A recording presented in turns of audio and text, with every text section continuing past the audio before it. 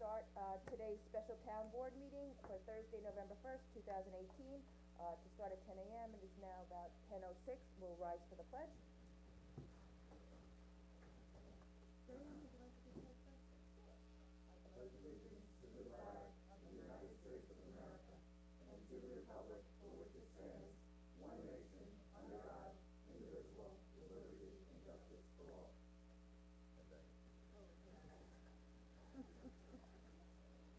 Alright, we had, called for a special town board meeting today. We will start off by asking if anybody would like to comment on any of the resolutions that are on the special, town board meeting, which is, resolution 1 is appoint a hearing officer. Resolution 2 is authorize public advertisement for requests for proposals for third-party property management company to operate and monitor the town of Riverhead mortgage in default ordinance. And the third resolution on the agenda is authorizes the town board to adopt a final scope of issues for the draft environmental impact statement for Metro Group Properties, Inc., site plan application at 203-213 East Main Street, Riverhead, New York. If there's anybody that would like to come up and comment on any of those resolutions? Seeing nobody, we will move on to the resolutions. Resolution 805. Yeah, I think, I wanted to table this resolution because we haven't seen the contract, we don't know what his hourly rate is, we don't know if he's charging us for travel time from New York City, if his office is still there. I did look him up on the website yesterday, but on his website, and I also spoke with the town attorney yesterday afternoon in signing the authorization for the special town board meeting, and he didn't know that this resolution was on today, so I recommend that in the future, when we appoint outside counsel, that it go through the town attorney's office. So for today, I'd like to table it, and then if it's time is of the essence, we can adopt it on Wednesday. Nope, I think that's fine. Okay. So, do you wanna make a motion for a first Make a and motion to table the resolution, Do I have- 805? Do I have a second? Second. Okay, moved and seconded, vote please to table resolution 805. Kent, Yes. Hubbard, Yes. Giglio, Yes. Wooten, Yes. Jen Smith. Yes. Resolution 805 is tabled. Where did we come up with him, just out of curiosity? I am going to say that, I will let John address Yeah, this. sure. So this actually came through, and obviously we can still table it only until next week, right? Right. We find out answers right here. This is a personnel matter, so Bob was submitted, Bob was Rick Zuckerman, our labor counsel. That, I think they usually come from a list, I think it's just who's ever on the list to do it. But we'll find out and Yeah, get I'll you the find out. information.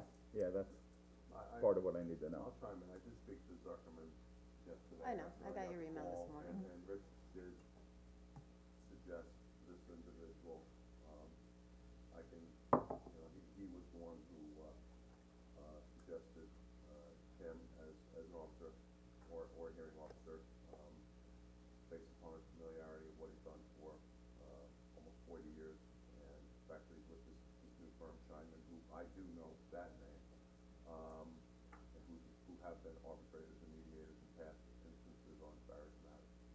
Does Zuckerman's office have a hearing No, officer because- available or no?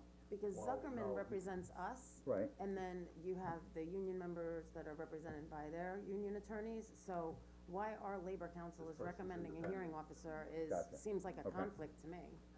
Well, no, it's not, I would not know who to select, so I would rely upon labor council to suggest, To suggest a mediators hearing or officer neutrals, that's- or who people who deal with the labor union issues, labor disputes and disciplinary actions, whatever the case might be. So I would rely upon Zuckerman's office to, look at, arbitrators, mediators, and suggest them, as that's not something that we would. As you say, I think both sides have to agree anyway. Yeah, but I Yeah. mean, cause our labor council is arguing a case before a hearing officer, and then the employee is arguing a case I to the think hearing both sides officer, have so. to- Yes, both sides have Both to. sides have to agree anyway. You present you present who you have, and it can be, there is room for negotiation back Yeah, and forth, so I they just- don't have to appoint them. I'd like to see the list. Everybody's talking about a list of attorneys that we pull off of, so I'd like to see that list. I'm going to say, I don't think there is It's a not a list, particular list, there's just but, like a again, reference. what we'll do is, since it's been tabled, maybe we can get, our counsel on the phone and ascertain this issue a little bit clearer. Okay. Okay, But I not a think both problem. We'll sides try should- that. Okay. All right, thank All you. right, Are we up to resolution 806? yes, we are. Nobody called it yet. Although mine's not numbered. It's up for grabs. Okay. Oh, yours isn't numbered? No. Okay, yeah, it's at the top, there resolution it goes. 18-806. Okay, authorization to publish advertisement for requests for proposals for third-party property management company to operate and monitor the town of Riverhead mortgage and default ordinance. So moved. Second, Moved and seconded, vote please. Kent, yes. Hubbard, Yes. Giglio. Yes. Wooten, Yes. Jen Smith. Yes. Resolution adopted. Resolution 807, Authorizes the town board to adopt the final scope of issues for the draft environmental impact statement for Metro Group Properties, Inc., site plan application at 203-213 East Main Street, Riverhead, New York. Another first and I'll second? move it. I make a motion, we move resolution number 807. 807. Can I have a second? Second? Moved and seconded, vote please. Kent, Yes. Hubbard, Yes. Giglio. Yeah, staff did a great job, and I think they got everybody's comments from the public hearing in here and our comments as well. So I'll vote yes. Wooten, Yes. Jen Smith. Yes. Resolution adopted. So at this time, if anybody from the public would like to come up and address the board, I invite you to come up and address the board.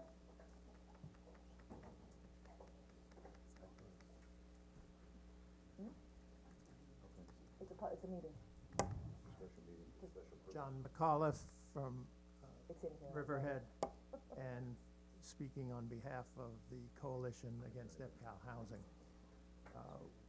One, we are very glad that there is a decision that's been made by the Ethics Board. We don't agree with it, but that's neither here nor there. It's simply, that's the decision of the Ethics Board. However, we do think that both based on the language of the town code and on the fact that what was being dealt with was a policy question about the role of the board or the CDA and the role of members of it, that decision should be made public. That is the content of the report from the Ethics Board. We hope that Ms. Giglio will agree to that it's it found in favor of her, and so we would think it would be helpful to the people of the town to know what is actually in the conclusion and be able to discuss and consider the policy implications of it. So you haven't seen that yet? Because our town No, code we have says, seen it because we're the complainant, right, Right. but we can't give it to the press, we can't talk about it directly with the press, and the public at large can't look at it and evaluate it and make their own judgment. Even the town so board. you're It wasn't suggesting, even shared with the town board. so you're suggesting that we go against the town code? No, the town But the code town provides code a says that provision. it'll be Well, remain- I mean, you can read the town code. I would say the town code is very clear that the ethics board can publish its findings. I mean, that's in the town code.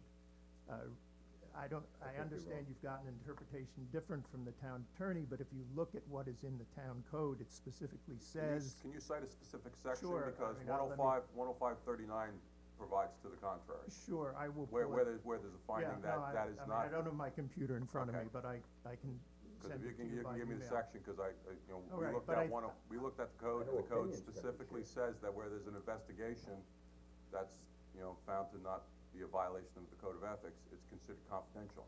Well, but there is also a provision for documents being released if the person affected by the complaint agrees to it, but also, I think if you read, I mean, the language, like every other code language, can be interpreted in different ways, but I'd be happy to send the specific language to you, that I would say makes it possible for the, and I don't see in policy terms, I mean, the protection that was there had to do with protecting the personal information that might come up in an ethics board question. Somebody who had stolen something or had things that would be potentially embarrassing and in and of themselves to be made public, whether they were true or not. That's not what we're talking about in this case.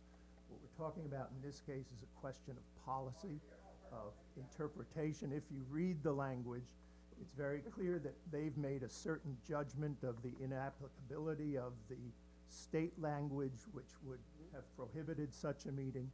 That's a decision that they made. I mean, I think it would be good for them to make clear who all of the witnesses were, whether the witnesses were sworn.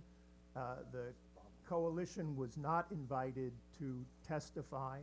I don't know who was invited to testify that made the case that the coalition was concerned about. All we know from the summary or the report is that Ms. Giglio testified. We don't know whether her friend who was at the meeting testified. We don't know whether the Germasians were invited to testify. We have no idea from the content of even what we've seen exactly what happened. And I think that would be important, but more essential, even what we've seen as the complainant, we think ought to be made public, and that there's nothing within it that is inherently personal or controversial in personal terms or in personnel terms. So that seems to be, there's no logic why it wouldn't be made public, either from Ms. Giglio's viewpoint or from our viewpoint. So, let me just say that the Ethics Board is comprised of 2 Democratic members. No, only two- one, only one. One, Well, there's supposed to be 2, so. I know, and there's not. Why not? Well, I Well, thought that. when we tried to do that, in the beginning of the year, the people that had been appointed by the previous, well, you were sitting on the board before we came in, were appointed, they weren't appointed in that manner. And when we went to go try and, they had been appointed for a longer term, when we contacted the ethics board to straighten that out, nobody wanted to step down from the ethics board. Well, it's your job as the supervisor to make sure that that the Ethics Board consists of 2 Democrats, 2 Republicans, and 1 independent. The code actually doesn't read, Tim and I have been Yeah, the over code that quite a doesn't few read that way. times. And when we did reach out to the ethics board to try and have a mix, Well, why didn't we have this discussion as a board? because there was nobody that was interested in stepping down, and they were appointed, and we didn't have the votes, I Well, believe, then to we ta- can to take remove somebody. somebody in order to keep it a bipartisan, Okay, then we 2 can do that at the Democrats, next 2 meeting. That would Republicans, be and fine. 1 independent, yeah. That would be fine. But this should have been a discussion by the board prior to the Ethics Board even undertaking this process. But why it wasn't, I don't know, but Well, it seems like, irregardless. but it seems like what's Irregardless. happening is the same thing that's happening on the federal level. You know, you insist that the Ethics Board, answer a complaint that had no basis, no facts, no nothing to back it up, just a complaint that really has had an effect on me and my family since April. And now that they made a decision, now you're gonna go after the Ethics Board, just like you're going after the FBI, with your comments in the paper, Mr. McAuliffe. And then, once you get through destroying their integrity, then you're gonna come back and deem that there's a different outcome? I mean, I don't think you'll ever be happy with any decision, and I can tell you that the Ethics Board did do a thorough review, and that I appeared before them on 3 separate occasions for at least an hour, at least 3 hours of testimony. And I am honest, and I am ethical, and I am loaded with integrity, probably more integrity than you have seen. So, I'm telling you that the Ethics Board and the code says that the information shall remain confidential. They made a decision on a claim that had no basis, no factual representation behind it, just slander. So, I am not going to do anything except for vote on this application, and hopefully that will happen sooner than later. Well, I It's think, been delayed long enough, Mr. McAuliffe, and now you're asking for further delays.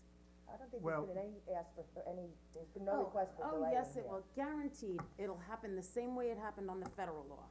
well, first of all, we've not, you know, you wanna get into national law, we can, or national precedent, we can talk about who uses truth and manufactures Oh, truth well, for their own that's purposes. exactly what I'm talking That's a about. different issue.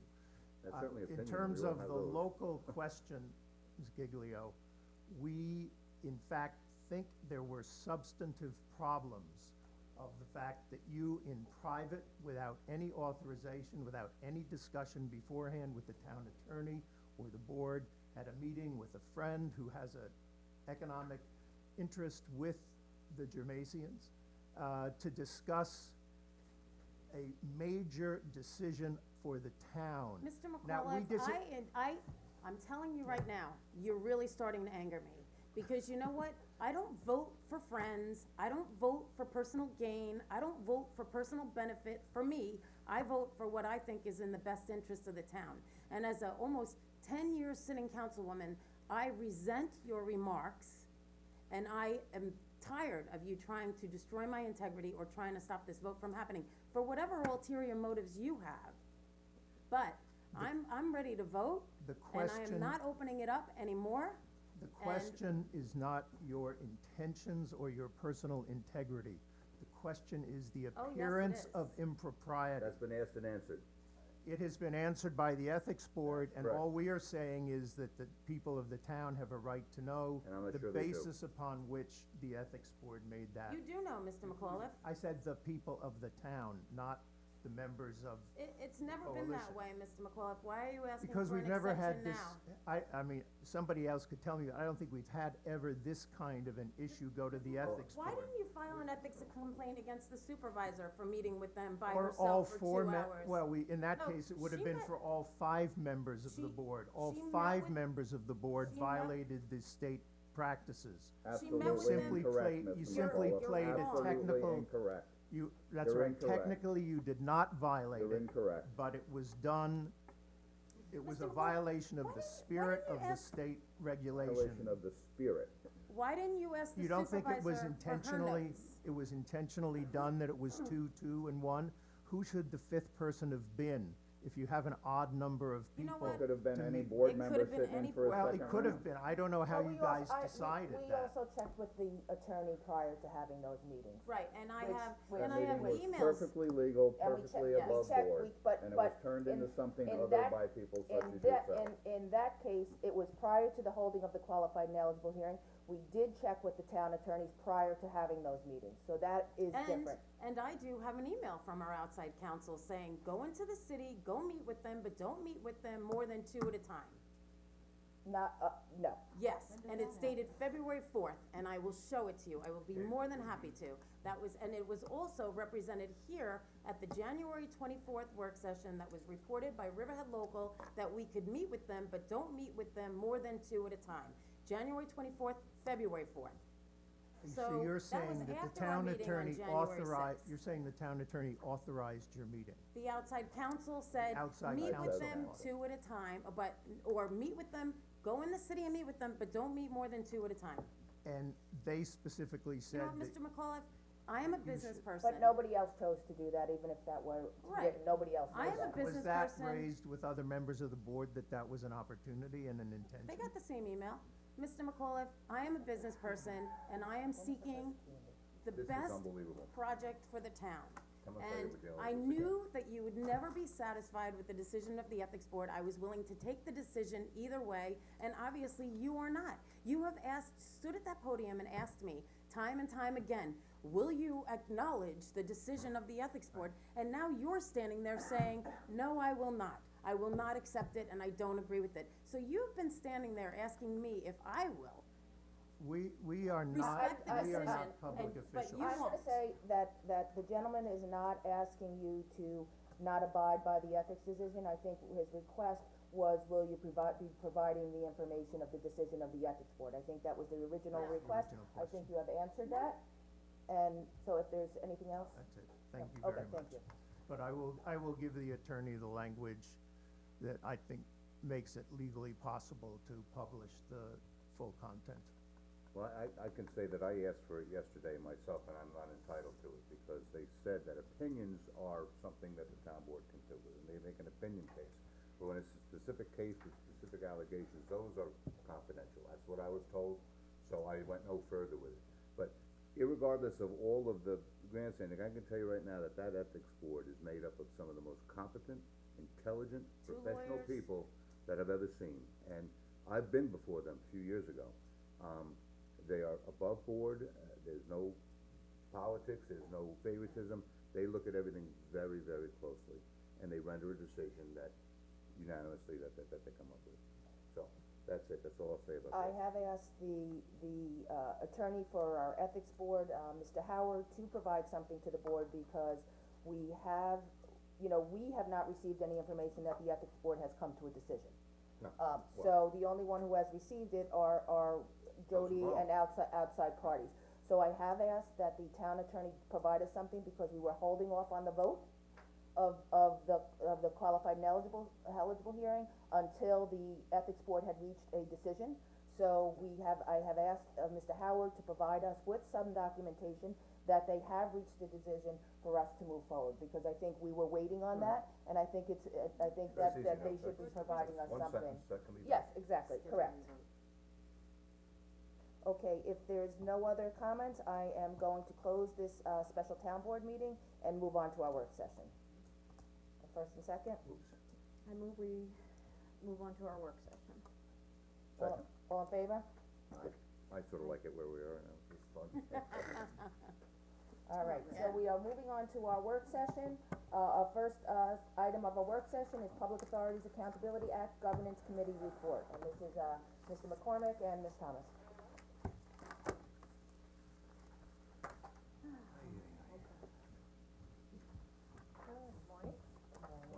Good morning, council members. Morning. Are you cold by then? I'm cold, yeah, I know, I look like I'm dressed for winter. Okay, I'm just gonna hand out, 3, I think they said. we could take one and pass it down, take one and pass it down, take one and pass it Oh, down. she's going out of line now, come on, Teach. Starts with the first desk And and then just there should be an after extra, and I'll take that one.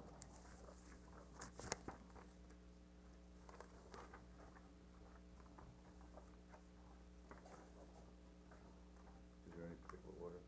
No.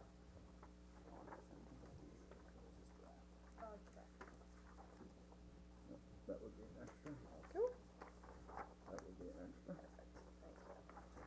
Yeah, so we can share on.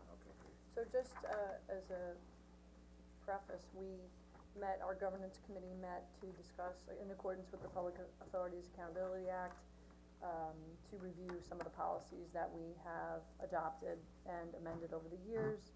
Initially, I think they were adopted in 2007, generally at our organizational meeting in the beginning of the year, we re-adopt those policies, and then we work with our committees, which is governance, audit, and finance, during the year at different times to, review those policies. So, in the last round of review, which was a couple of weeks ago, we discussed a few different things, that needed to be amended, and one of the things primarily was our open meetings law compliance, and there was no open meetings, law policy that had been adopted by the CDA.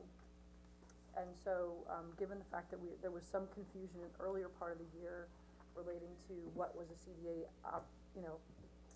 How it was structured to conduct the, yeah, conduct the the meetings, meetings, there was there no weren't sort of separate rules. separately noticed, the resolutions weren't separately noticed, the meetings weren't separately noticed, so we felt, it would be a good opportunity to give it a fresh look, which we did. And, the committee came up with a couple of ideas, one of which was to adopt its own open meetings policy, which you have in front of you. Let's see, which one is it? It's, I don't have a think it's second the copy. rules of I have conduct. that's the rules of procedure. Okay, this is it. It's public access to meetings of the Town of Riverhead Community Development Agency. It's this page. You Okay. should have that one. For the purpose and scope. And it basically, Dan drafted it up, consistent with open meetings law, and I can, transition over to you if you wanna just pick it up from there. Sure, Dawn. So as the town board's aware, I'm counsel regarding FOIL and open meetings issues for the town of Riverhead. Simply here to reiterate that as the CDA, Community Development Agency, you folks wear those hats, but you also wear the hat of being town board members. So it's just important to remember that when we go from town board business to CDA business, you're literally taking off your town board hat and you're putting on your CDA hat. How is this relevant for notice purposes? Well, if you're going to have a meeting regarding a CDA matter or agenda, you must necessarily notice that separately and apart from your duties as town board members. And can you just reiterate what is covered under the CDA, cause there's a community development department and then the community development agency. So the community development, agency, what's under its purview?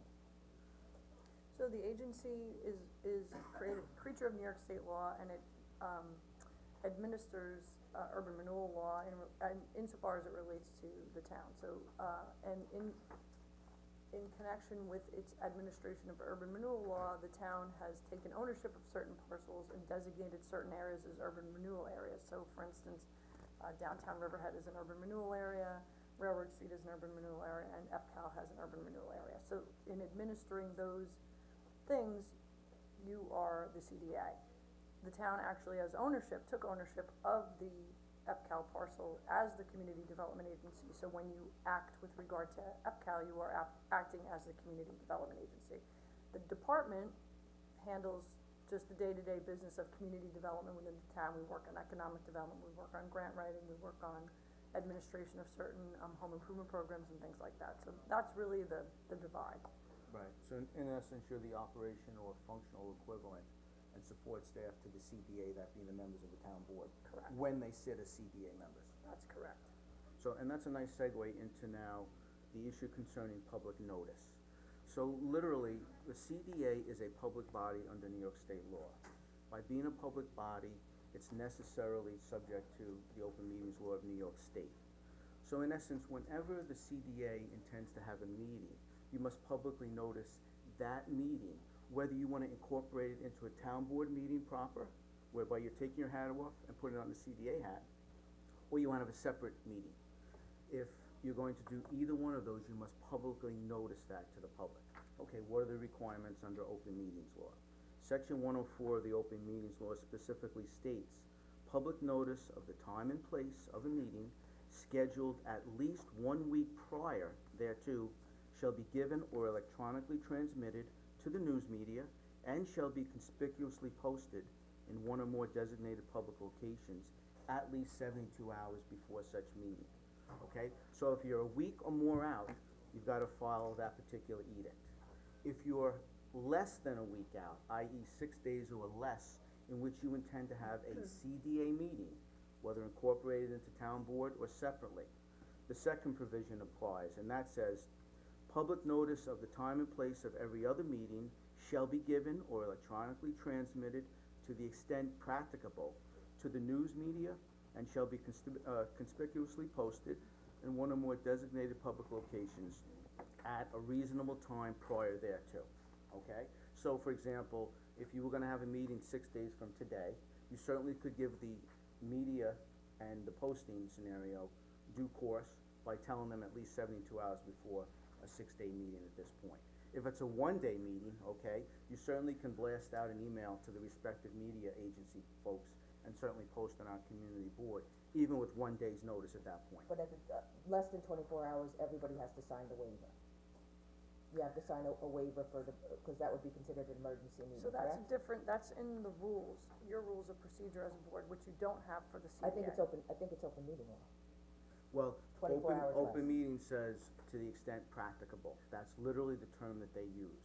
So you must use all resources to notify the press and public of a meeting at that particular point. And again, to reiterate, you could do it via internet and website notification immediately, and obviously you could post on the board as well. And certainly, we have secondary social media sources through the town, obviously Facebook, Twitter, and those other accounts as well. So I would advise then you use all media resources available to make the public aware, to satisfy the requirement that you're doing it to the maximum extent practicable. I thought that I know we have it in here, but I thought that was required with open meetings law, anything less than 24 hours requires a waiver.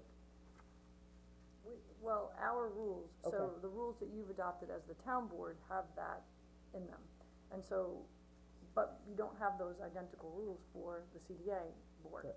So we are now proposing that this board adopt similar rules to that, obviously modified to, address CDA things. And that's the rules of the community development That's agency of the correct, town of Riverhead. that's a Okay. separate, proposal that we're making based on the governance committee's recommendation. Rule 2. Right. So these really are the identical rules to the town, as the town board uses, although, the town board's rules had some references to local laws and adoptions and comments on resolutions. We did make one adjustment on the comment, period, so the comment for CDA meetings would be on resolutions only. So if you had a separate CDA meeting, there would be comment on resolutions unless the board decided otherwise, which you are entitled to do under the rules, but it will allow Or you. public comment Yeah, public comment yes, after the yeah, meeting. yeah. That's correct. Yeah. Because typically you would have it within the Roll town into, board meeting roll and up it to could, the end of the town it board would be meeting. both, you could comment on both. Are you very guys nice. okay with that? No, so what happens if we hold a special meeting for the CDA? So if you hold a special meeting for the CDA, you would notice it in accordance with the rules. So 72 hours prior. Well, if, At 7 days or greater in terms of your scheduled date. Less than that, you must do it to the maximum extent practicable, but certainly, if you were 6 days out, you should give the press at least 72 hours notice. From the school, give them as much notice as quickly as possible, because you're addressing the public's concern, so they can schedule accordingly. Okay. So then at that meeting, we would do similar things to what we do at a town board meeting. We would approve minutes of a prior meeting, which we typically haven't been doing. We would, address any correspondence or any other committee reports. And those things that we do for town board, we would also do for CDA. We wouldn't, There's been times this year also where we haven't closed the town board meeting and then opened the CDA meeting, but have adopted resolutions under the town board instead of the CDA board. So what happens with those resolutions? so that's, I haven't really, analyzed You weren't here when it that. happened, Yeah, but I was aware that that had happened, and that's what got And my that's what- yeah, thought that's what process started- generating was the impetus for all this. this, really, the lawyer part of me went, oh, why are we doing it this way? And it's just because it's like, a lot of things in town, this is the way we've always done it. And, but even the correspondence, like we've gotten correspondence to the town clerk that are a reference to CDA projects that have been, noticed in the town board,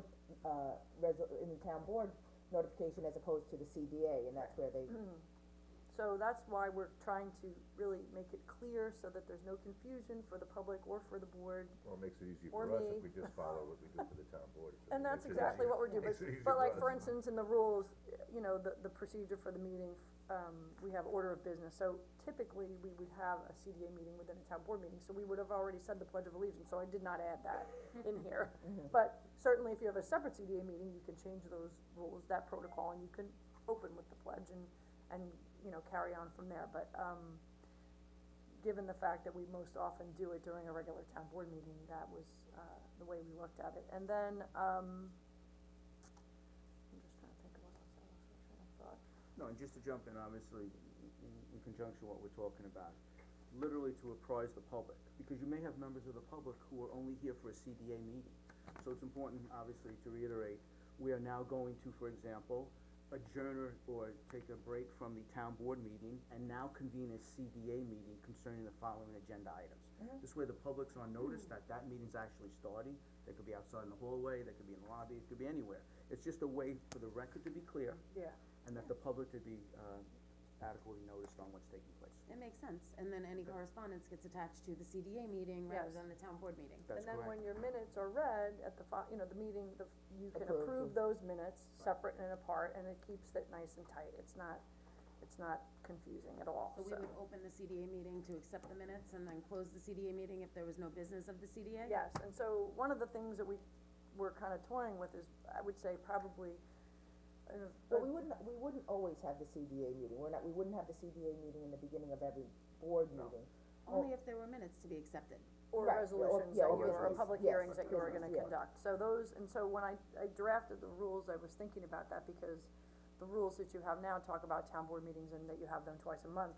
So I thought we would, with your, thought also, because I don't know what you will think about it, but anyway, I drafted it that it would be once a month as a regular meeting, but you could, just quickly open and close, there's no business of the If there's no CDA, business, close the right. meeting. And then, I like that. and then you could have whatever other special meetings you wanted to have, or, however you wanted to handle it from there, but I thought it would be good to have a regular meeting scheduled. That way, if you had things that were coming up, you would know when to put them on. And also the public would then know that that's Yes. the most likely that the time, unless there was a special Correct. meeting that So- was coming up. Rather than twice a month, maybe the first meeting of the month, we would do a CDA meeting Good. and then move on from there. So now, when it comes to urban renewal areas, which the town board has jurisdiction over, how is that different, an urban renewal area for downtown versus an urban renewal area at EPCAL? So, should we be hearing meetings about urban renewal areas downtown under the CDA, or is that under the town board? Well, in urban If it's an urban renewal area, it's, when it's not town-owned properties, Okay. cause town-owned property gives us a lot more latitude than, CDA-owned property is a lot more flexible in terms of your ability to work towards redevelopment. So whereas town property, if you were to sell it to a developer, it would have to be at the, at the, Community you know, development agency, 'cause the that's, appropriate, value, whatever the market value would be, versus CDA, where you could sell it for less than the market value in exchange for their development of a project that's consistent Under the with urban urban renewal.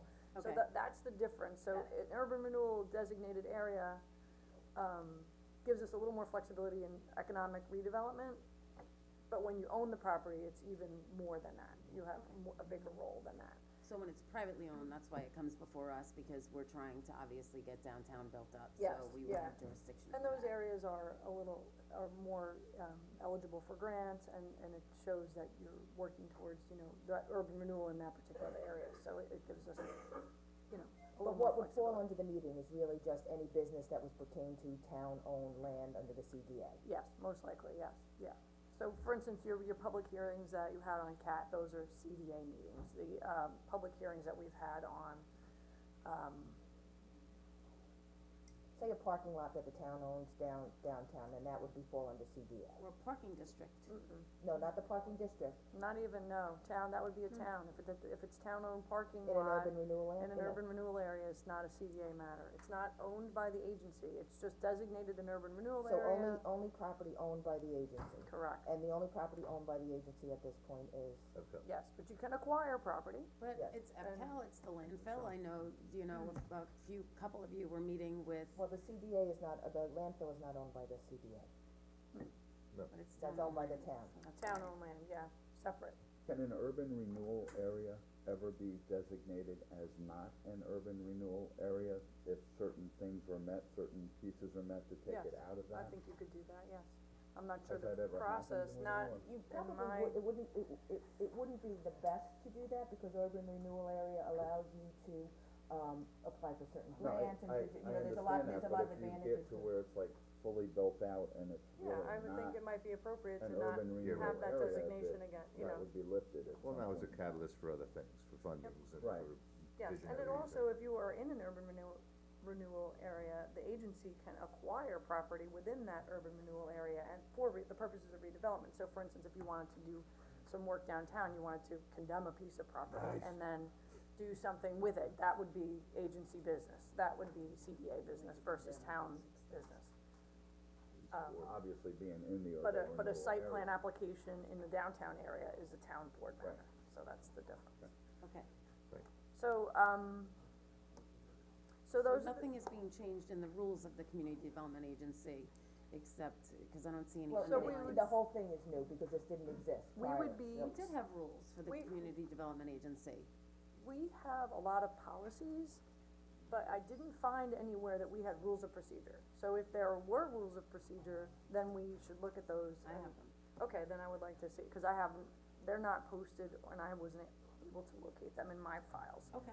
But that's fine, we can, use those rules or amend them to these rules, whatever you So this is all think. new, what's written here. It's all new, it's identical to what the town. But it mirrors the town board, It's, so it mirrors the town board, you know, So it's it a makes sense. yeah, so I took anything relating to local laws out of it, because the urban renewal agency doesn't do local laws, that's only the town board function, so I adjusted it accordingly. I amended the order of business, and then we took out the public comment part, because typically those would be, town board meetings where the public would comment at the end of the meeting if they wanted to comment on a, general CDA matter. This, you need to read my comment. Yeah, so we can, this is just for your perusal, it's, Provide feedback. yeah. Cause I see that word those words in here again from time to time that drive me crazy. Yeah, and so, and that's it, and that's what it's for you to review and consider and think about it with your experience. And what has bothered you or not bothered you, and what you like and what you don't like, so we're happy to take whatever input you wanna give us on it. Right, to achieve a consensus of a comfort level with Yeah. the town board, that's really what this is all about. It's just a talking point at this juncture. draft. Yeah, so then the other thing we did, when we were looking at these policies, our ethics policy, we have a separate ethics policy for the CDA. And one of the things it did was it had a separate disclosure that the board was required to file, and what we felt would be better would be to just allow the disclosure that you do consistent with the ethics board rules now be the same, so one and the same, so it would refer to that. I changed the word directors to members, because we typically refer to CEA board people as board members or chairperson, and we, I thought for the disclosure, we were going to look at the state disclosure and use yeah. that as a template for. we can do that, that would be more, it would probably be better to look at that in conjunction with the ethics rules, because Alright, so then we'll address that. yeah, because they are, I was subject to them when I worked for the state, and I think it's a better disclosure, it's easier, It's easier to do, and it's more, comprehensive. How is that different than the disclosures that we file with the town clerk every March? they are different because they're, a little more, They're really more state oriented, so Yeah. they really, open up the areas of inquiry. And what I'm gonna do is I'll print out a copy of the state form. Okay. Laura and I obviously sit on the Pine Barrens Commission, so we're subjected to that, even though we're town of Riverhead. Right, cause there's a employees or governor's rep officials. that's on there's a governor's rep that's on the Pine Barrens Commission. That's So correct. that's why the, Accountability Act applies. That's correct. yeah, And that's what the state law says, is that if there's a representative from the governor's office that's sitting on a board or a committee, then the State Accountability Act kicks in. Yeah, as Yeah. a state But function. it's a pretty comprehensive, tool to start with, we can take it any way we want, but I think I'm all it's a. for disclosure and transparency. It's an easier yes, no, question, so Yeah. it, you know, jogs your memory to fill it in, and this way, if, because the one we have is very much, you know, you have to, instead of answering a yes or no question, you're prompted with this to answer a yes or no question, as opposed to if somebody doesn't put something on there, you know, it might just be because you were never prompted to be asked that, so. so we just made it simpler, we took off the separate disclosure sheet, which was just a lined piece of paper, and then changed the, member, you know, the word director to member, and that's the extent of that change, but we want them to be up to date. Compliance with the Public Authorities Act requires us to update these policies, so once we update them, we have to put them on the web, and, you know, then continually work towards improving them, and making them more functional. So that's what we're working on, and now you have, that to review and consider, and you can let us know what you think, Alright, so we'll and we can schedule, take it from there. we'll schedule you to come back again, and Yep. after everybody's had a chance to read this. Perfect. And Dan, you'll go through the state disclosure and present that and see if it's, I'll provide copies to each, town That'd board be member, great. so you'll be Okay. able to look at it at your perusal. okay, and then we can do that all together, and then we'll do that as a conjunction to Cause there might wanna the- be things that we wanna add in yeah. there too, especially when it comes to our infrastructure and having private meetings with other people regarding our infrastructure, such as the water district and the sewer district, things that I may wanna add in there. That's fine, that's great. Well, it shouldn't be too cumbersome, it's more transparency. Well, the disclosure form is different, it's financial Transparency. disclosure form. Really It's a what we have financial is sort of a conflict disclosure form now Right. versus a financial disclosure form, that's my analysis Yes. of it, so, Good. yeah, so. But thank you for your work, and No Thank problem. you. Yep. anytime we can clean up things and make them more concise and, you know, provide more transparency, I think it's all good, so thanks for your work, both of you. And Jody, you'll provide what you had if there were rules prior, that you have prior Yeah, we'll to take a Dawn, look, and then you I'll can- distribute them, and we can. And then if these change, you'll distribute them, but Yep. then just distribute those before the next meeting so that we Okay. can, or if you're gonna revamp this. Okay, fair All enough, yep, great, thank you. All right. Thank you. Thank you. Thank you, guys. Actually, Dan, maybe stay here for a second. Yeah, Dawn, you're here too. Don't go far. Okay. And Diane, you're here too for this one? This is the FCAL Q&E vote timeline. Do you wanna just come up for that? This town board will know. Somebody turn this thing down? No, okay, usually, Alright, so this is Paul's birthday. discussion, I don't we know. have the ruling back, from the ethics board, we're waiting a response from Mr. Howard as to that there's been a ruling made. But now we need to schedule, for the qualified and eligible vote. Our next meeting is on a 2:00 meeting. Unless I hear otherwise from the board, or if you'd like to make some comments on whether you want it at the 2:00 meeting on this Wednesday, I think there's a couple issues with it, that is that the daytime meeting, we normally have scheduled meetings on Tuesdays that the public is aware of, but because of the election, the meeting is on a Wednesday at 2 p.m. Does anybody wanna move the vote to that meeting? I would prefer to move to a separate meeting held on the same day at 6 o'clock in the evening. This way we can advertise public notice for that meeting, and it won't interfere with what's already scheduled. I think we have 3 public hearings on. Which we cannot at 2 move. o'clock, which would make it difficult to move. So I would prefer that we have a separate special meeting Tuesday at 6 o'clock. Tuesday or Wednesday? I'm sorry, Wednesday, Tuesday's the holiday, So Wednesday at 6 o'clock. There's where the problem is. Right. I mean, I would prefer to give a little bit more notice, do it on the 13th at 6 p.m. So if we could hear from the board what it is that you would prefer. Jim? I'm ready Wednesday, I'm ready to vote 6 right now. o'clock, special CDA Sounds meeting. good. Let's see, you say the 13th? Mm-hmm. I have the farmland meeting at 7, but if we do it prior to that, It'll it's be a fine. 6 o'clock meeting. Certainly I like the idea of a 6 o'clock meeting, it makes it more accessible to residents. I think having it on the 13th is better, gives people who, wanna make sure that they come, more time. The public And I'm- the public hearings have been closed.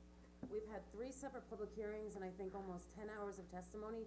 The public hearing has been closed. So I think that on Wednesday doing it, the public will have 2 opportunities to come out and speak.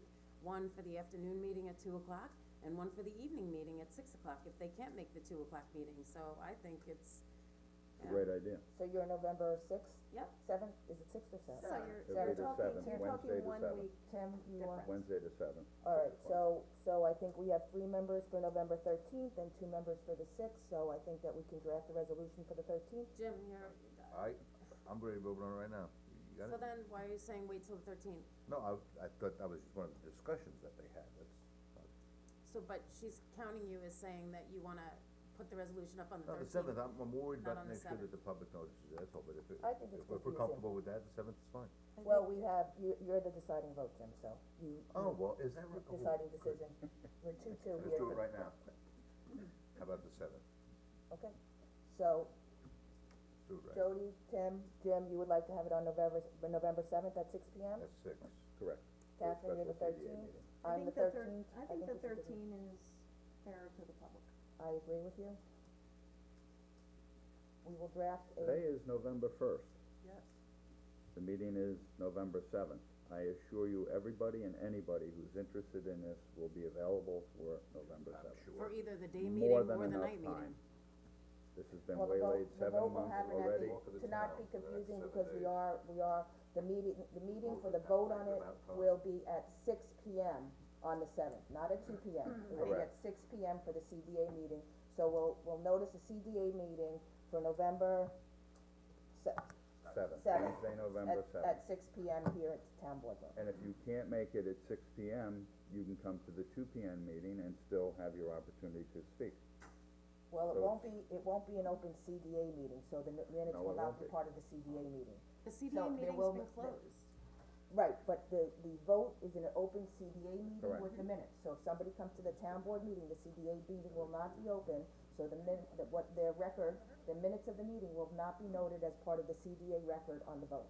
So if Is people. that correct? So if, The way it So, sounds to me, so, yeah, okay, so if people wanna come to the 2 o'clock meeting and make comments, we can just open up the CDA meeting and say, we wanna take the comments of the 2 o'clock meeting that was applicable to the CDA and incorporate that into the CDA meeting. Dan, So would we you can recommend we do duplicate that? the minutes. We've done it before.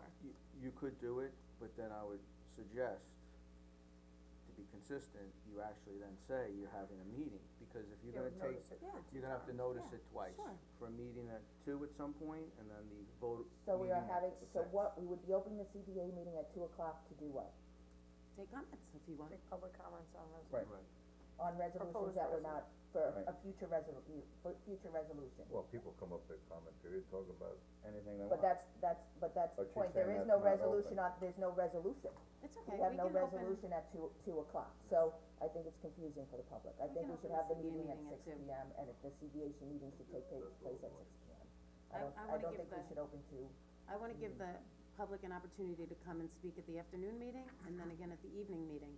So I don't see any problem with taking those comments from the afternoon meeting, opening up the CDA for comments for the 6 o'clock meeting, so that those people that are at the 2 o'clock meeting don't have to come back.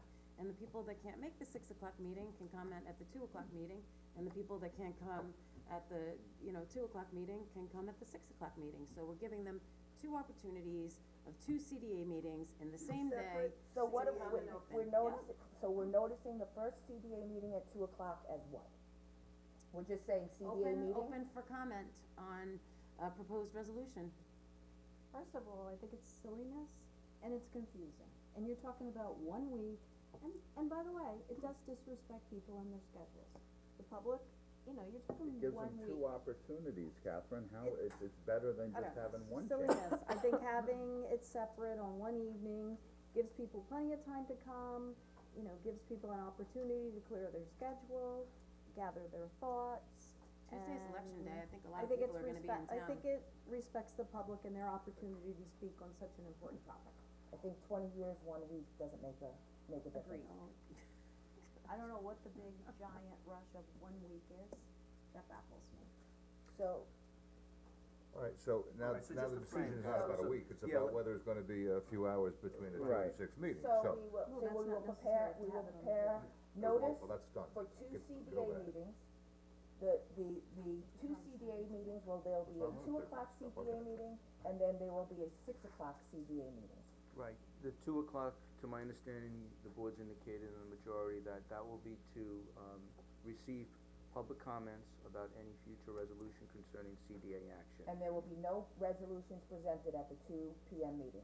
That's my understanding from Is the that the board, understanding correct? of the board? It will The be for resolution proposed to be resolutions, you presented can give will them be the for the resolution. 6 o'clock. Well, if we have a resolution on there, if the resolution is on there, then we will, you have to table the resolution. Sure.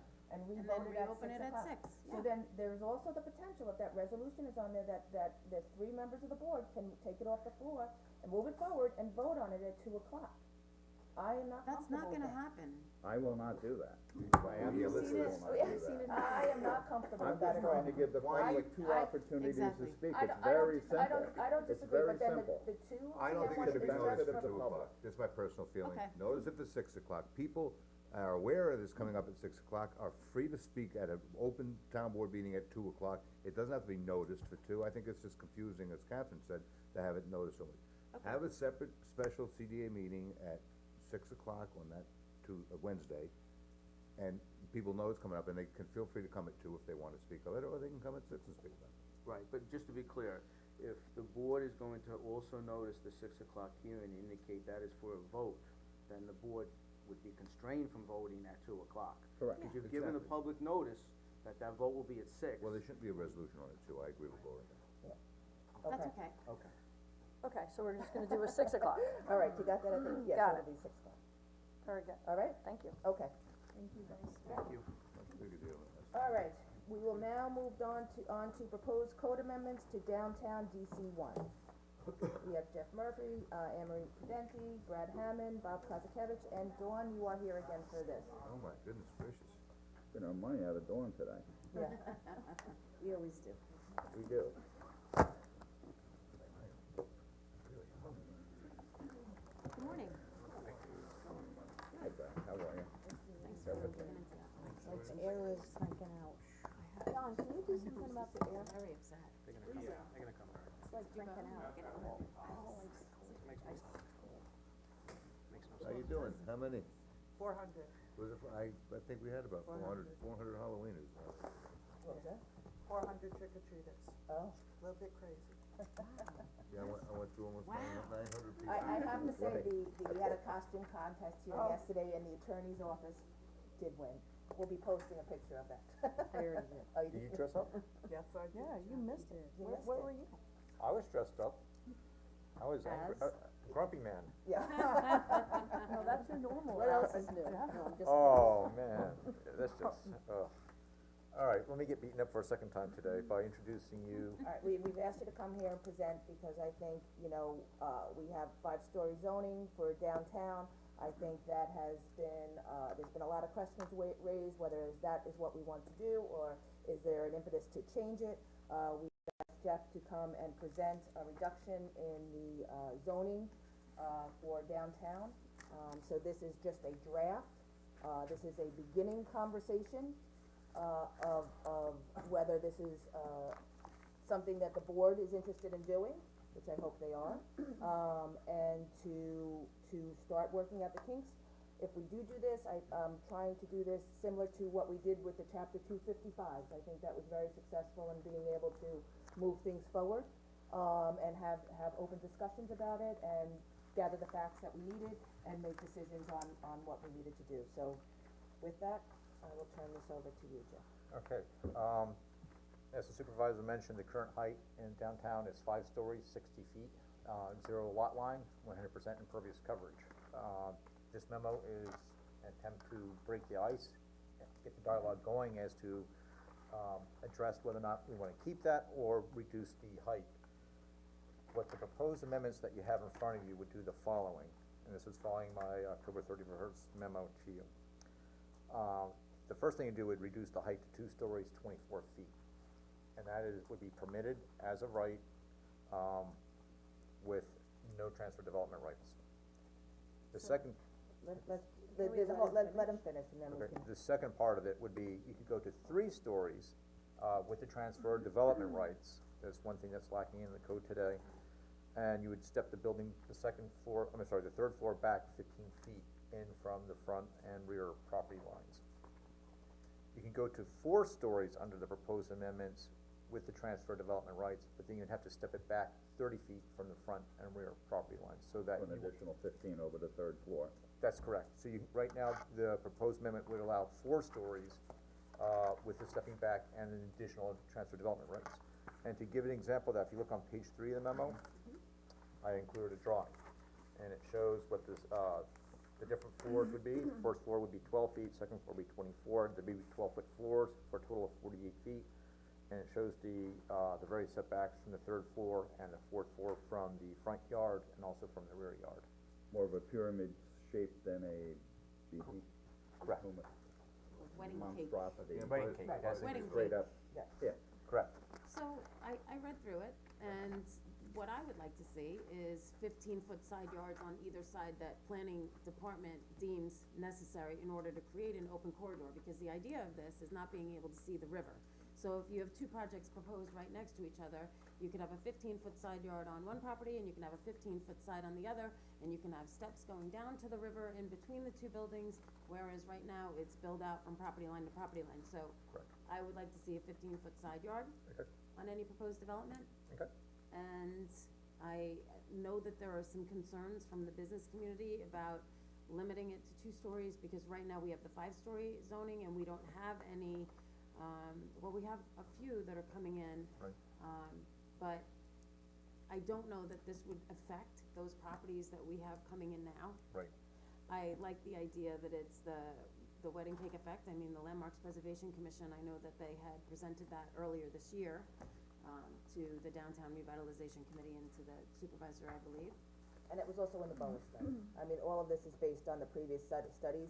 Much of them have not been implemented, and this is really an attempt to implement the studies that we have And then- we've done in the past. And then the other, if you could just send me the section of the BOA study that refers to the wedding cake effect on this. And then also, is this on the south side of Main Street only, or is it all of DC1? All DC1. Okay, so I think that the idea was to change the zoning on the south side, on the riverside, from 5 stories to lower stories, and the wedding cake.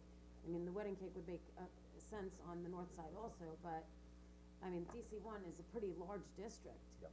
So I think the idea of having the larger buildings closer to the railroad tracks and then cascading down to Main Street was something that I was interested in doing years ago. You know what I just And, read something. and I don't, see where that is.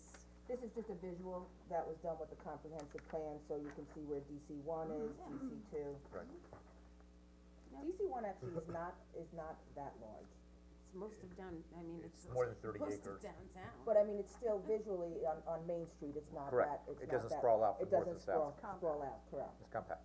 yes. Certainly, I think the setbacks the way, it's proposed, help tie in the smaller buildings, because Right. there's certainly a concern about the East End Arts being dwarfed by these huge buildings that are coming in next door.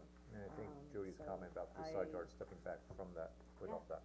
I think, do you have, you also have lot coverage in here? I do, I haven't gotten that far yet, cause that was a pretty big Yeah, issue as of itself. The second part of this, this is on page 2, the maximum impervious surface would be reduced from 100% down to 80%. If you take a look at the major successful cities, New York, Chicago, San Francisco, and in Europe, almost every single development that you see has some portion of the ground floor devoted to public realm, public space. We have none of that. So, with the 80%, it would give you that opportunity to, require developers to provide that as part of their development. And then the floor area ratio would be reduced subsequently in proportion to that reduction. The last thing that the code does, the design standards that we have today are not very good. I just took a very quick stab, and it's 1,000 times better than we have today, but I'm sure as we go and refine it further, it'll be a lot better. But I think we need to include that in the subsequent amendments. And the last thing, but not least, if we're gonna go forward with any of this, section 301-246, and that's on page 8, I believe, yeah, page 8, would need to be deleted because it gives you, the board, the authority to approve 100% impervious coverage and 0-foot setbacks. Well, that was definitely gonna be one of my questions, but it's deleting that. Yeah. Yeah. And then the last thing we would do is, because we're recommending that there be a TDR component to this, the TDR section of the code would have to be included to allow the DC one to be received. I know we've discussed this a lot at farmland, and also with the TR subcommittee that was created a couple years ago, so. So- There's a big desire for it. I really like the idea that you're doing the TDR, since we are an agricultural area, and, I think that's a great way to help us. I do too, but is one TDR enough to, It's one For per 3,000 square feet. So if you have, Brad and I were talking about this number of apartments, that could be like 3 apartments. So if you wanted 10 apartments, it's 3 development rooms, Okay. so. Seems like the TDRs came up 1 per 1,500 square feet to approximate the dwelling that the Right. farmer were not gonna build. It doesn't really seem to make a lot of sense in industrial commercial, it's just the 1,500 doesn't get you. and it becomes unmanageable, in a sense, the amount that you're paying for the TDRs is not equal to, you know, Right, to what the how you, cost to of- make sensible to do, Sure. right, to develop a building, and we're Right, trying to so it might not- encourage numbers the might not work. development as well as, We figured 3,000 would get you 4 or 5 apartments versus 2 apartments, maybe, then that would be worth the TDR. So, press and the wants point copies. was made that, you know, a couple of business owners are upset by it, but I mean, my feeling is that we're here to represent the will of the whole community, Right. and when I'm out in the community and when I'm talking to residents, the residents don't wanna see these massive buildings along the riverfront, particularly in the space that's left open, and I think too many years we've catered to a few business people as opposed to what the whole community wants. But you're So still it's not that allowing- I'm not business-minded, I'm business-minded, I wanna definitely wanna revive our, downtown area, but I'm not interested in catering to just a couple of business owners, as opposed to the entire But- community. But you're still allowing the tall buildings, you're just saying that it's only allowed with TDR, so how are you protecting the community? well, you've stepped it down 1 story, and then you've also stepped the mass back a little bit, so I Well, you think, got the I think visual it scape, does, right, the you know, visual. the point of being able to revitalize downtown is to, you know, the quaint character, I mean, that's a comprehensive thing, quaint, sustainable, historic character, and I think that these Well, changes lend itself more to being able to develop properties, that make economic sense for the developer, as well as still continue to protect what we're interested in protecting downtown. So it is, you know, it's a working document, this is a draft. I can't wait to look through this, but I can tell you, it's a little competing what you said when you say quaint and sustainable. That's Why do you the say big that? rub. Because I think sustainability comes from diversity, it comes from residential's, I think we need some. Well, I think Granted, that's- we don't need Empire State Building all the way down to south side of Main Street, I'll give you that.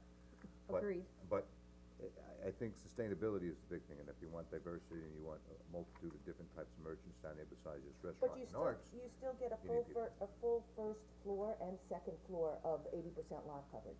That's not changing in these, the two bottom I'm floors just- gives you a all lot I'm of lot, just a making lot a of lot comment, coverage. And I don't, Yeah. you know, I know a lot of business owners down there, and I talk to maybe not as many people as Catherine, but I talked to a lot of people who think that you need to get almost that village mentality and not a town mentality when it comes to downtown Main Street. And I know there's been a push from some in the community to create a village government, but I'm certainly not in favor of any of that. But it is a whole different type of collective thinking, and I think, you know, between this board and Dawn and Anne Marie and I mean, everybody's have their visions of what they think would work. And there's proven theories out there that have worked, and I think we'll come up with something. Can to be you honest with elaborate on what you mean by village mentality versus town? Because a village mentality is all about that. It has its own governance. It has its own governance, its own desires, its own mission, its own statements, its own sustainability, almost separate and apart from. Identity. Identity is the key word for all this.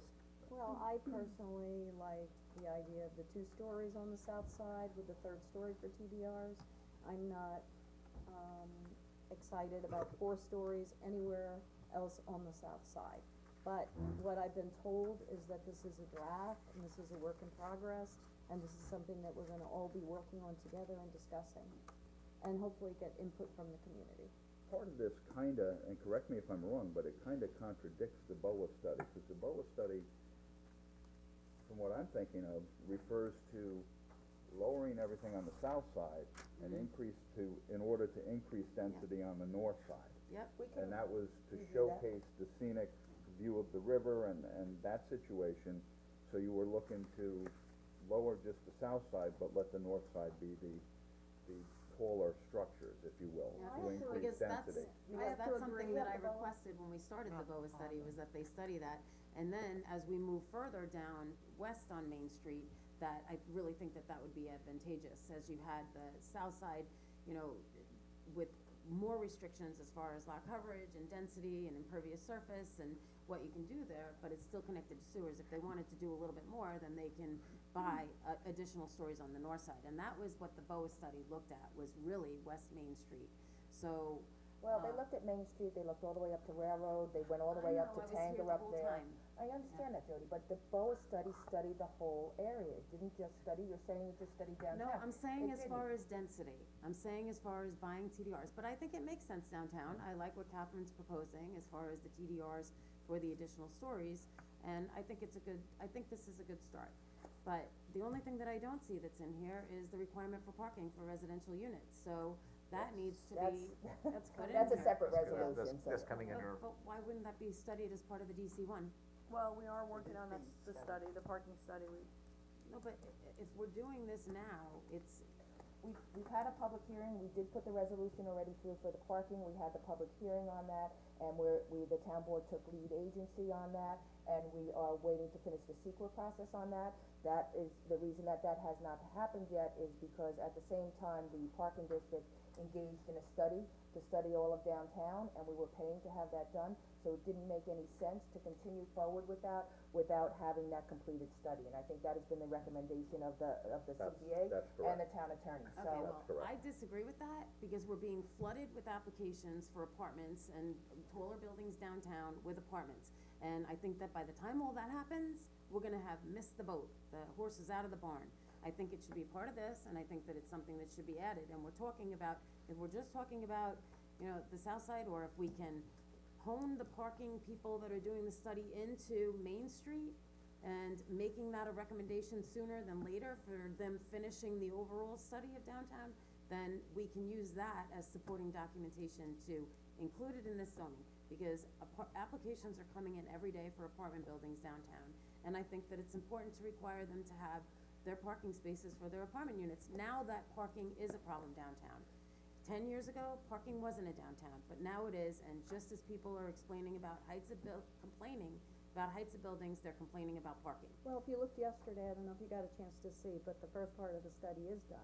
Right, So and they're the second making, part will be done yeah, by the they're end of the making month. good- right, I agree, Tim. So it's not, Right. it's really not gonna waylay us here. No. Cause this isn't gonna be done by the This, end. this is just, we're at the very start of this Correct. parking we study is just wanna ahead make of sure that this. what we adopt is Consistent. supported Right. with what we're And working we on. all have our wish list and our visions and studies that we'd like to And- see, and we and- need to collate all that. And correct me if I'm wrong, but looking at this and with the parking study, all of that applies to any new development downtown prior to them being issued a building permit.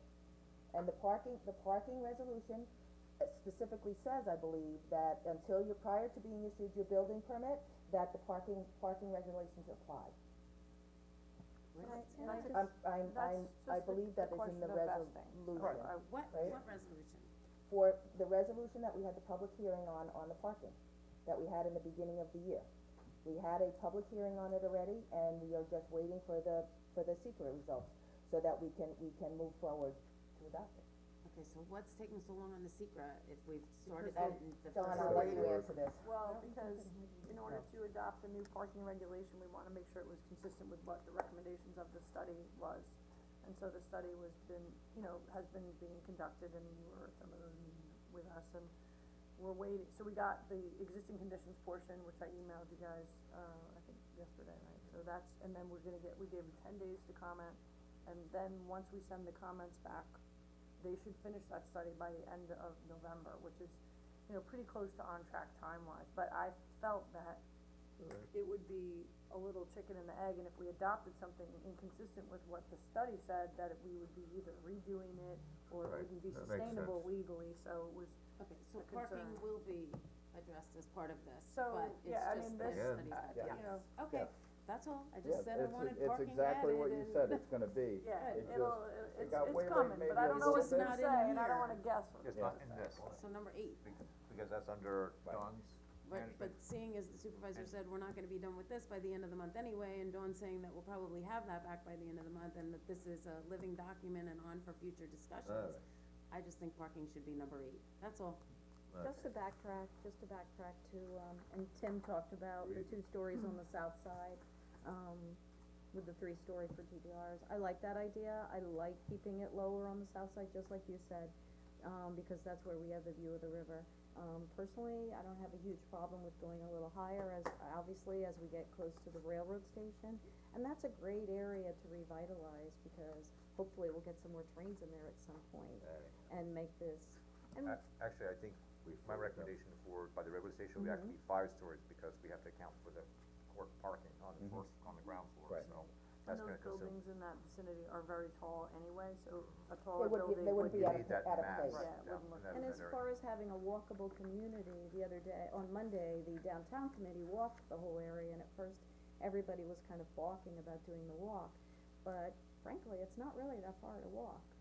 It does work to We're have. lazy by nature, that's I honestly, mean, that's it is a what it is. walkable area. If you read the parking, the existing conditions, portion of the parking plan that we just got, it talks about that there are reasons people they wanna park once, and that it's Right. very interesting, saw you're that. gonna It is, find it's it a good very read. interesting It's a good about read. how, and there were a lot of things at the stakeholders meeting that were discussed relating to people not feeling they would park in one location, but they didn't know exactly where they To go. were, and maybe they didn't feel comfortable walking for some reasons, which we're aware of.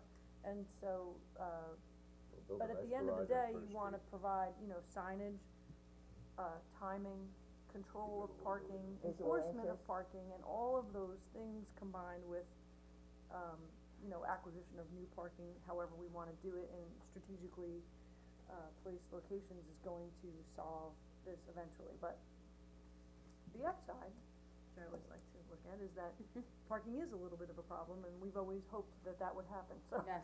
So I'm not upset about it, I just wanna get out in front of it as much as we can in a way that's practical, legally supported, and, functional. But as a final thought, it really pleases me that we're all basically in agreement here, that we wanna lower the heights. I think it, helps us retain our rural, historic look to our downtown area, which is what I think our community wants. So, the way I'm seeing it, and the way I'm hearing it, we're all kind of on the same page on this. And I did speak to each person individually, and I think that's what we want for our town, so. I'm certainly not, I don't find the 5 stories appalling, I just don't think it's appropriate on the south side down here, so. So, I think up near the tracks, up on the other parts of town, you got the, like you said, you got the courts there, it's gonna, won't even go above the courts, I mean, so, right. we have There are areas of town where 5 stories would not be offensive, or, more of that, the streetscapes more than anything else, shadowing.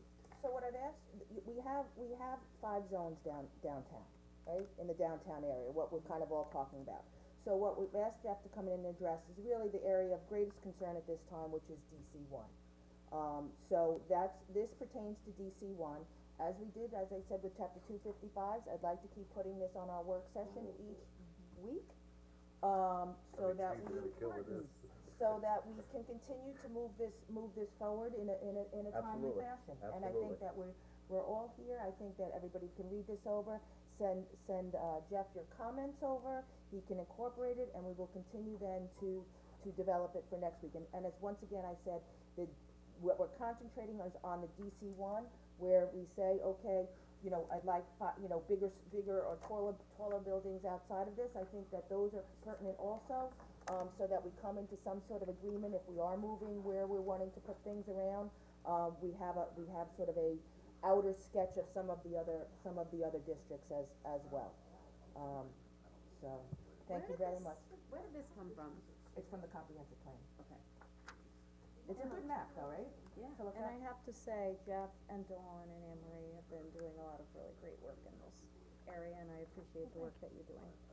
And is there any other comments that any of you? Well, looking at this say? map, I could see areas that are, zone would probably most likely be changed as well, like from DC fives. So, and just I think the whole Is map. that your has- house over there, we're going 5 stories? the next No. step is the And we, strategic parking plan for wish the it was. parking at the railroad station, because if that recommends that we do elevated parking and residential there, you may want to look at and that would be supportive of a height increase on that side. And I also think some of the background stuff we have to do, I know we say we have to provide a certain amount of number of cars, spaces for the court. We need to make sure where we have that documented and what it is that we actually are committed to providing and things like that, because I think.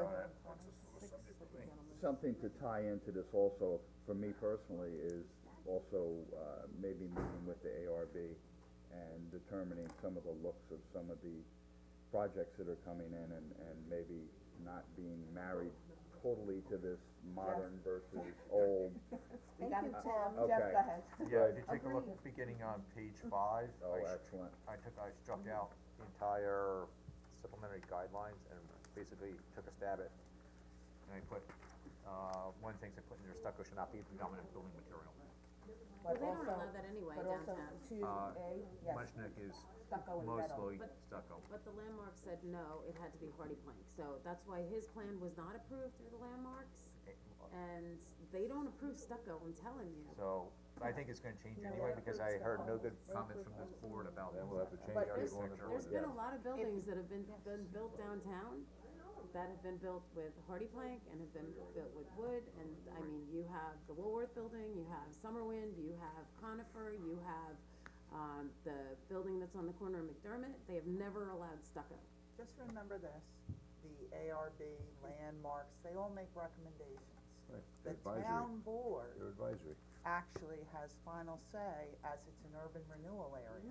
You don't have to accept their recommendations, and we have, and Dawn and I have gone through it in detail, guidelines that, the landmarks Preservation. put together, detailing windows, entrances.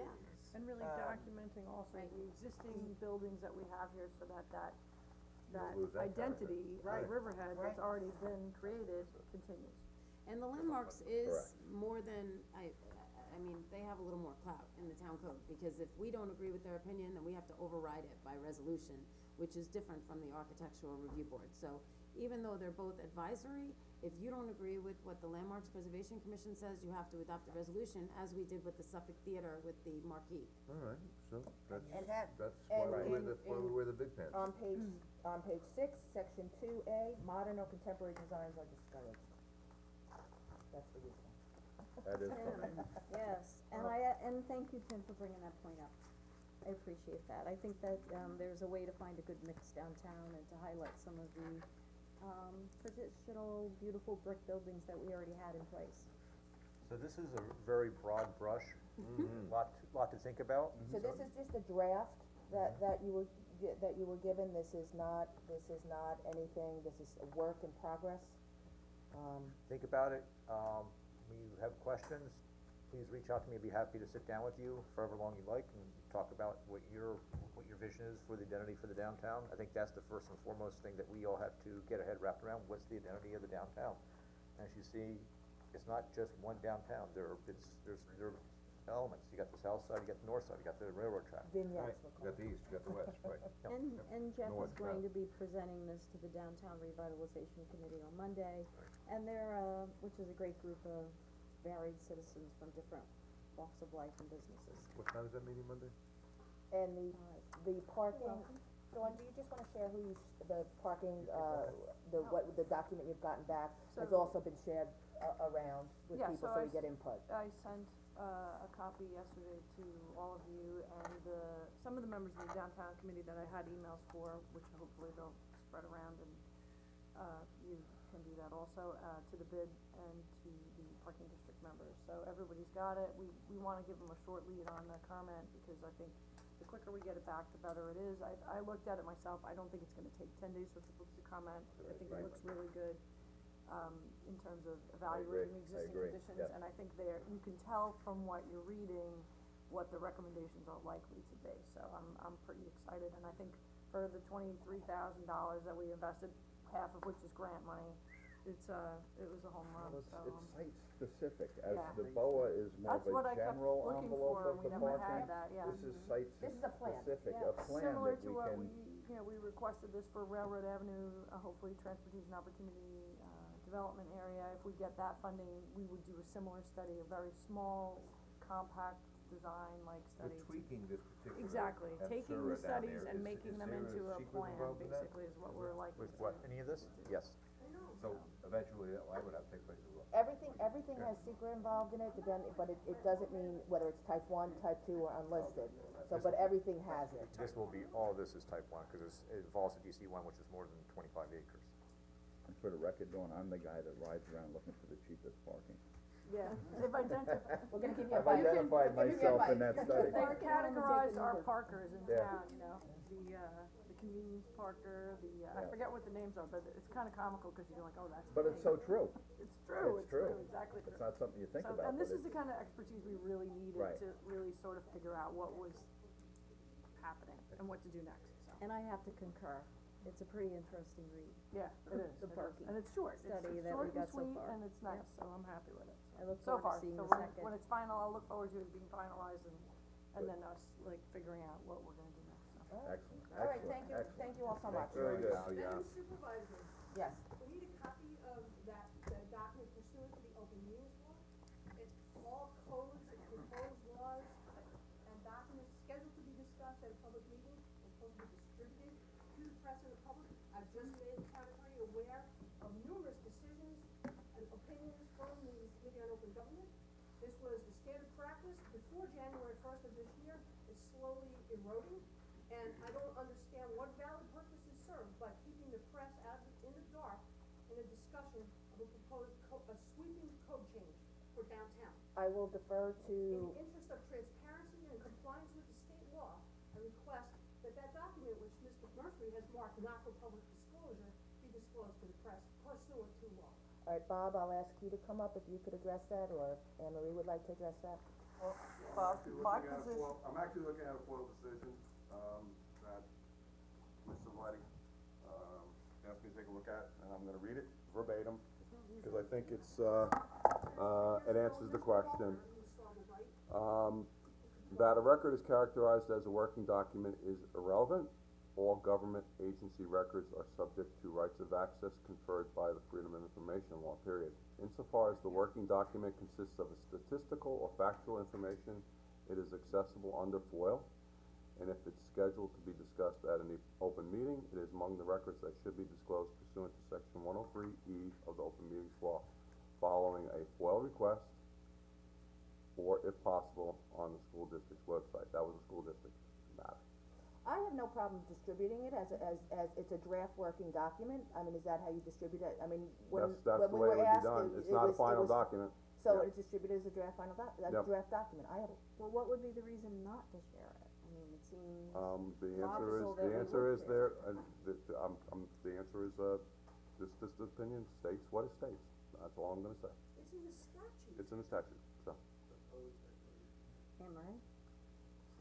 Well, it's not a proposed resolution. My No, it's position not. is, I never give the board legal advice on the record. If you want legal advice, that's executive session, Okay. so. I have no You have problem to with do you that. going to the releasing public, it. I don't have we a just problem with discussed it sharing it publicly, as why long is as it, what's everyone the difference? understands it's a It makes no draft and sense work that in it wouldn't be progress. available. Mr. Murphy, this is your document. Would you like to go into executive session, or? I understand that, but this is a document not from a particular department, and, Bob, would you agree with me? We can treat the verbal as a FOIL I think request. if everybody would take and their, respond accordingly. everything down a notch, you know, it's, you know, we're looking at it. It's open meetings, it's not. I I understand, Denise, we're just, I understand, Why aren't we simply treating, we'll treat as a, your verbal as, It's an open yeah, meeting. yes. So it doesn't need to, it's not, What I'm it doesn't stating need to be is, FOIL. we'll treat We have a your right to, we have a right to request go as a into, freedom of to take a information break to request. discuss it if they're looking for legal advice. Absolutely. I I'm hope not you saying- agree with that. Okay. I'm just asking the board to comply with the statute. the question is, do you want to go into executive to discuss this, or would you like to provide the document? It's.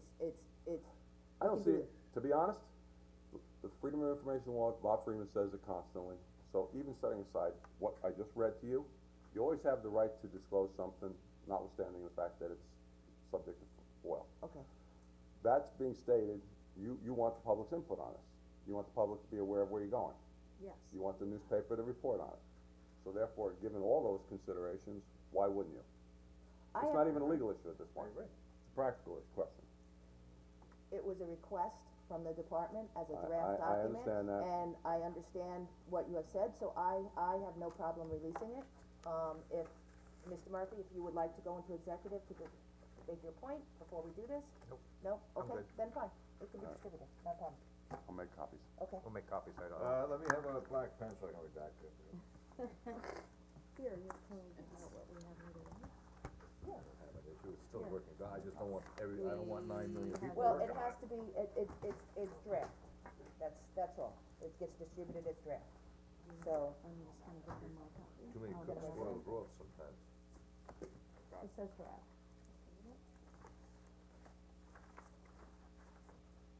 How many proposed codes have you distributed to us and the public as you're discussing it? Denise, I don't object to what you're saying, I just, it's not the advice I have, because it's not the request that I had gotten beforehand, and it's not the advice, same advice that I had gotten beforehand, so it's been clarified and it will be shared, that's fine. I have one additional copy. I'm gonna let the, No, we can copy another copy. I know, I'm saying, you'll have to make additional copies, cause it's, you got, Bob said he was going to. yeah, it's fine. Not a problem. Okay, issue solved. Do you wanna have May do that, we'll move on to budget presentation? Yeah, that's fine. I think Bob was making copies too. Can I just give it, I'm gonna go with my office and make a cup of coffee real quick. You don't want what, to my budget presentation? Oh, I definitely want to see it, So you wanna take a 5-minute break? Oh, please, I just wanna make a cup of coffee. I don't want coffee. We know what you want to. Do you want, Doctor says drink more water, well, you drink more water. alright, we'll take a 5-minute break here. It's a 5-minute break. Please. Water. Just to get a cup of my stomach to the bottom. Water's good for you. Water's good